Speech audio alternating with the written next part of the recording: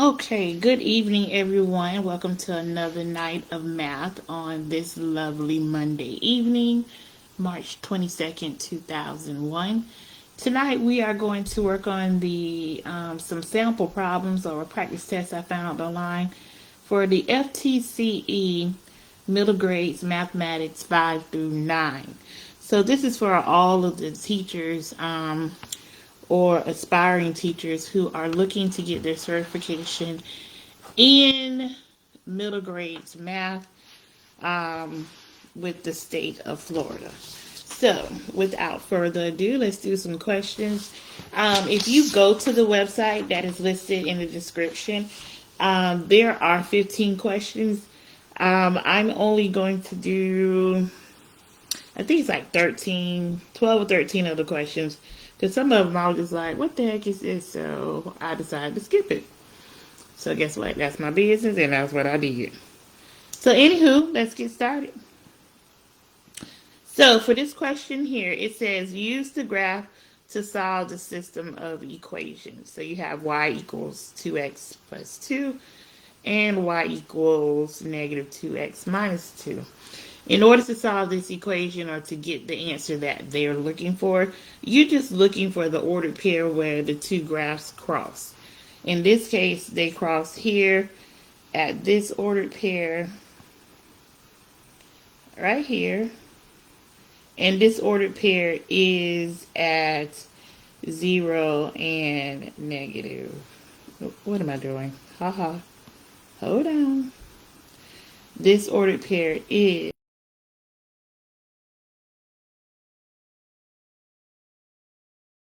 okay. It's at negative 1. What is going on with my pen? Okay, negative 1 and 0. So x is going to equal negative 1. Y is equal to 0. I don't know why they put the answer choices like this. Just write it as a regular ordered pair. And that's would be fine with me. But this is the answer here. X equals negative 1. Y equals 0. Alright, so let's keep moving.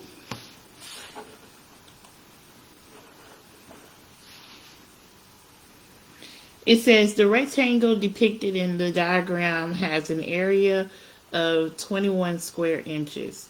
What is the length in inches of the diagonal of the rectangle? So with this, they're looking for the diagonal. Excuse me. And of course, the diagonal goes from one vertex to across to the other. So they want to know the length of this blue line. It seems like I have turned on a feature that I just learned about. Okay, so in order to find the length, we have the current area. So A is equal to 21 square inches. In order to find the area of a rectangle, it is area equals the length times the width. We have the area in inches, and we're looking for the length times the width, 0.25, but it's in feet. So we need to convert our 0.25 feet to inches. So, and the reason why I'm converting it to inches is because my answer choices are going to be in inches. So I know that 1 foot is equal to 12 inches. And I have 0.25 feet, and I'm looking for x inches. So I always do this because I like setting up proportions. That's just what I like doing. So I'm going to put 1 over 12 is equal to 0.25 feet over x. If you multiply these two together with your calculator, the 12 times the 0.25, you would get 4. Am I right?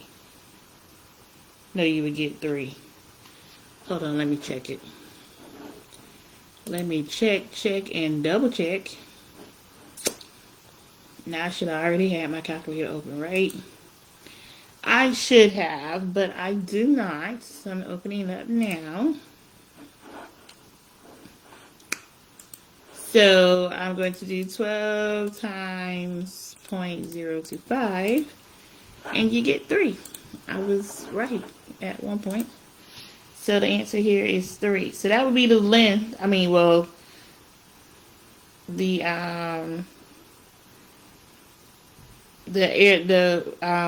number here. Instead of saying 0.25 feet, you're going to say 3 inches.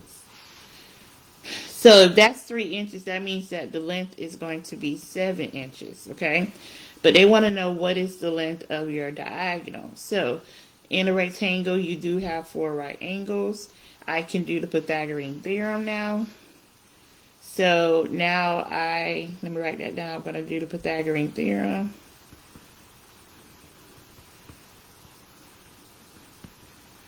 In order to find the diagonal. So it's going to be 3 squared plus 7 squared is going to equal my diagonal. And so I should say at least the square root of that. So this is going to be 9 plus 49 is equal to D for diagonal. And then this is going to be square root of 58 is equal to the diagonal. So this is my answer here, the square root of 58 inches. Let's go to the next one. It says write the following as a percent. So we have 0.45, 0.045. I need to multiply this by 100. And 5400, 3 decimal places, 1, 2, 3. And so I have 4.5%. And that's there. So for the next question, it says, choose the answer that best describes the following statement. Larger sample sizes increase the accuracy of results by bringing the sample mean closer to the true population mean due to, and what's your answer? Man, I had to look this up. I was like, I don't remember any of this stuff other than random sampling. But the law of averages, the law of large numbers, and the cluster random sampling, I had to look up those definitions. But what I discovered, what's the answer is the law of large numbers. So in the law of large numbers, probability and statistics states that as the sample size grows, its mean gets closer to the average of the whole population. So I guess this is something you got to know. I didn't know that. So, of course, I would have got this question wrong if I was taking this test. But probably not, because I would have studied. Okay, let's keep going. For this question here, it says calculate the area of this irregular shape. So in the table here, they give you the values of the sides. So A is equal to 12, so I can write 12 here. B is equal to 4. C is equal to 7. And D is equal to 8. Now, anytime you're faced with an irregular shape, you need to break it up into shapes that you are familiar with, that you can find the area of, like a triangle, a rectangle, a circle, or something that you can be familiar with. So what I'm going to do is put it here, put a line here, and that'll give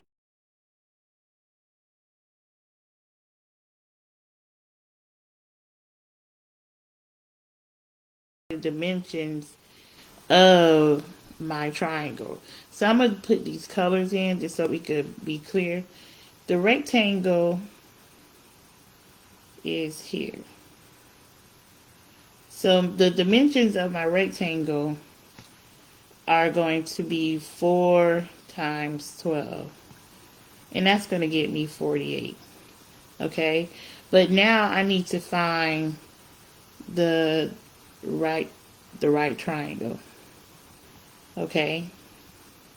So what I do know is that from the top of the green to the bottom of the green, since the whole side is 12 and this portion is 7, this portion here is going to be 5. And then from the green to the right to the green to the left, I know that from the yellow line at the bottom, it is going to be 4. So this other side is 4 because the entire thing is 8.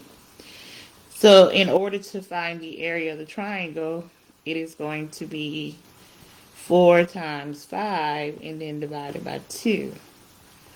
And so that's 20 divided by 2, which is going to be 10. So the total area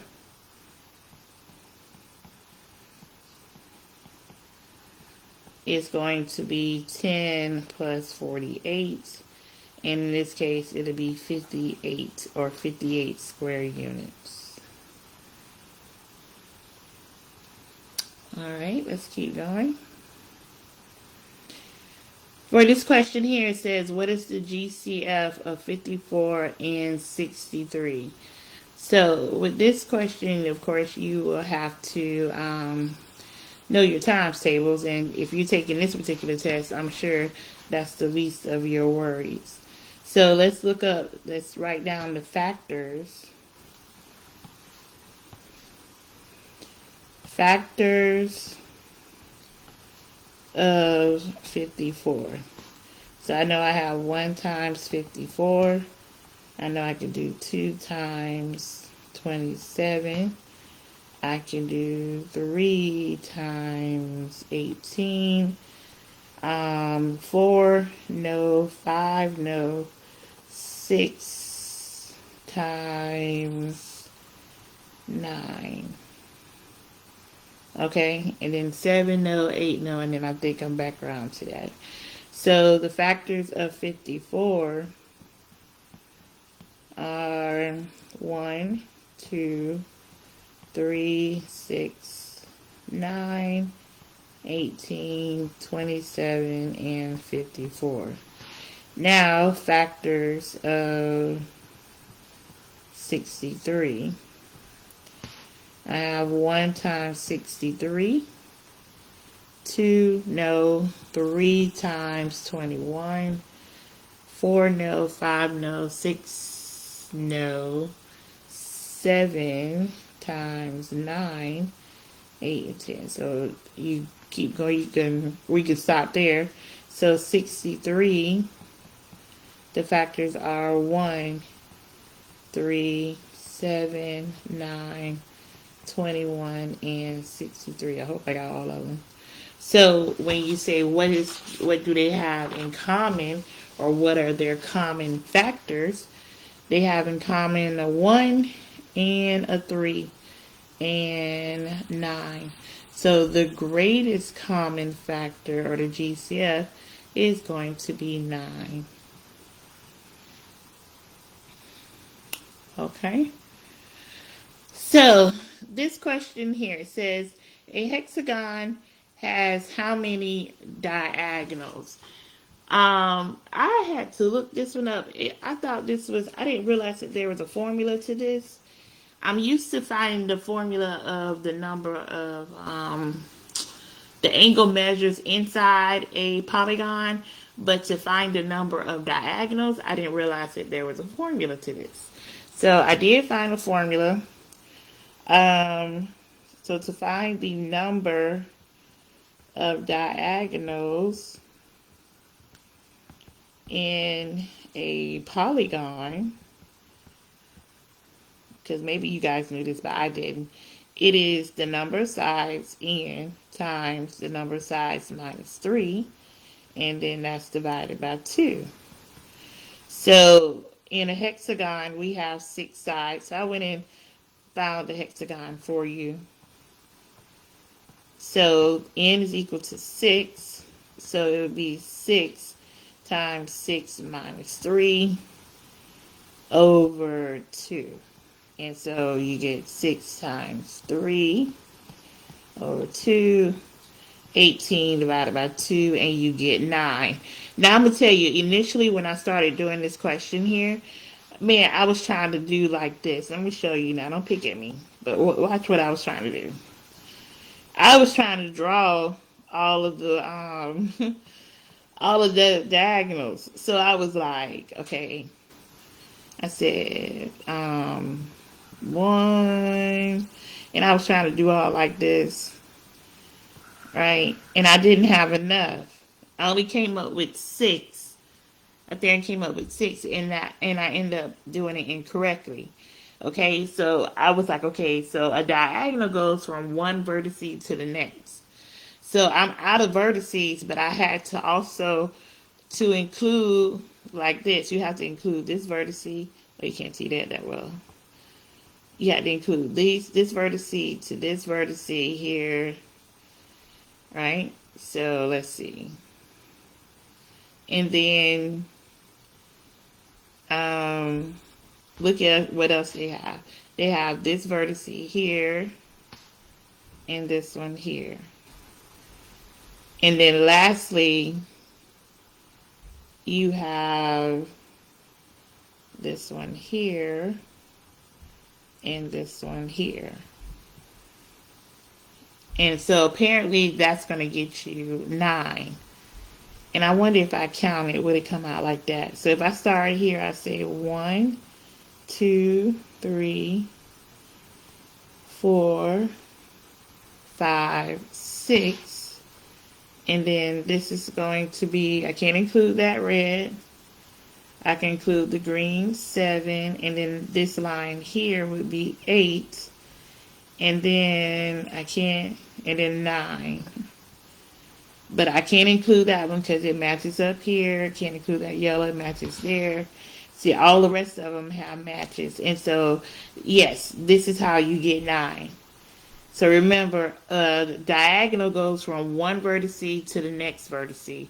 You can't go from a side to side and call it a diagonal. It has to be vertice to vertice. So you can either do it like this, where you draw your lines, or you can use the formula, whichever one suits your fancy. Okay, let's keep going. Says which of the linear has the greatest positive slope? Okay. First off, positive slopes go from left to right. So if you're looking at the lines that they have chose for in the answer choices, they have F. F goes, well, okay, it's going from left to right, but and it's a negative slope. This is negative. So this is a negative slope. So I wouldn't pick this. Hold on, let me change the size of my pen. It's too thick. So this is a negative slope. So this automatically is out because they want the positive slopes. Okay, so now let's look at the other one. So they say G. So we look at G. Here's the line G. The slope is, you need to go up 4. So 1, 2, 3, 4. And then to the right 1. So this slope is positive 4 over 1, which is a 4. Let's look at H. H is here. The slope is 1, 2, 3. So you had to go up 3. And then to the right, 3. So this is 3 over 3, which is 1. And then the last slope that we have is B, and B is here. And so you go 1, 2, 3, 4, 5, 6. So you had to go up 6. And then 1, 2 to the right, 2. And that is 6 over 2, which is equal to 3. So they want to know which of the linear has the greatest positive slope. And so your answer would be G. Okay. Now, just to you go 1, 2, 3, 4, 5, 6, 7, 8. So you had to go down 8 and then 1, 2, 3 to the right 3. That's a negative 8 over 3. And again, we didn't want line F because you needed a positive slope and not a negative slope. So let's keep going. So for this one here, what can you infer about the data that is represented by the box plot shown? Actually, we're working on this in my algebra class at school, so this is real familiar to me right now. So by looking at this box plot, the only thing, without looking at the answer choices, the only thing I can tell from this plot is I can tell you the upper value is 10, the lower value is 1, the quartile 1 is 3, quartile 3 is 8. That is the only information I can tell you besides the range. Just saying 10 minus 1, I get 9. So with this information, I can tell you that the interquartile range, or the IQR, is equal to 8 minus 3, or Q3 minus Q1, and you get 5. So looking at your answer choices, the interquartile range of the data is 8. That is not true. The average of the data set is 6. There's no way to determine that. The data set includes an outline at 2 and 10. I have no idea what they're talking about. The interquartile range of the data is 5. This one is true. So this is what we will pick. Let's keep going. A quadratic equation takes the form of what shape when graphing the function? In this case, it's going to be a parabola. Alright, all the rest of this stuff is, I forgot what they look like. I think I know an ellipse looks like this right here. If you're on I think that's what an ellipse is. I'm not sure. I could be wrong. The asymptotes, I have no idea. It seems like I remember something about some lines and it being like this. But I could be wrong because I don't mess with that stuff anymore. I'm not in the upper maths right now, so I forgot what the ellipse and the asymptotes look like in the hyperbola. But if I had to, I could figure it out, but I'm not going to. Number 12. It says, of which of the following does the commutative property apply? So the commutative property only works with addition and multiplication. So addition and multiplication. So this is subtraction, this is division, this is subtraction, this is multiplication. So that's the one we want. In number 13, it says assume the two horizontal lines are parallel if angle 8 can be represented by the equation 3x plus 8 and angle 2 can be represented by the equation x plus 12. What is the value of angle 1? So let me write in all that they have here. So they said that angle 8 is 3x. It is 3x plus 8. Okay? So that's this angle here. And then they said that angle 2, which is here, is x plus 12. Alright? And then they want to know what's the value of angle 1. Alright?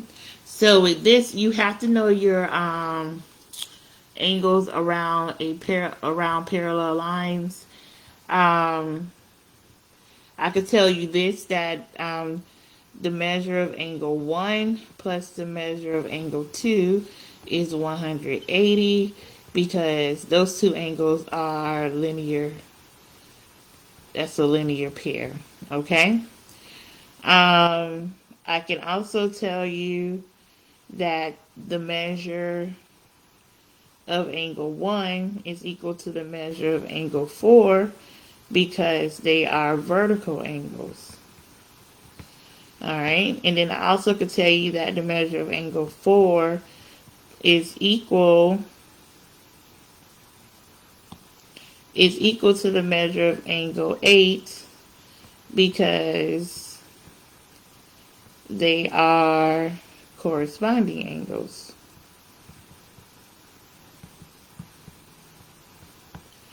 Okay, so I can conclude that the measure of angle 1 is equal to the measure of angle 8 because of the transitive property. Now, this is for all the people who hate proof. This is why you do proof, so that you could figure out these problems here. So I just actually did a proof for you. I gave you a statement and my reason why I know all of this is true. So if I know that the measure of angle 1 and the measure of angle 8 are equal, I can substitute them. So I can say the measure of angle 8 plus the measure of angle 2 is equal to 180. So now you can just plug in your information. So you get 3x plus 8 plus x plus 12 is equal to 180. This gets you 4x plus 20 equals 180. 4x equal to 160. X is equal to 40. So if x is equal to 40 and you want to find the angle measure for 1, you can just plug it into the 3x plus 8. So this is going to be 3 times 40 plus 8 gets you 120 plus 8, which is 128 degrees for the measure of angle 1. And that's here. Okie doke. Alright, so what should you use to most accurately find the center of the data set?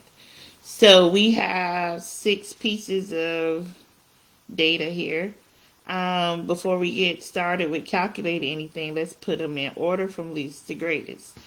So I have 25, another 25, 75, 84, 87, and 92. Okay, so let's say the mean. In order to calculate the mean, you need to add this all up and then divide by 6. So when I add this up, I get, hold on for a sec.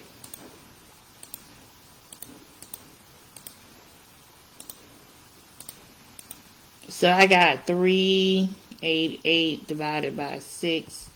And I got 646, we'll say 0.7. The mode is the number that occurs the most or appears the most in your data, and so that's 25. The median would be your middle number. My middle number is here in between these two numbers. So to calculate the median, I would say 75 plus 84 and then divide it by 2.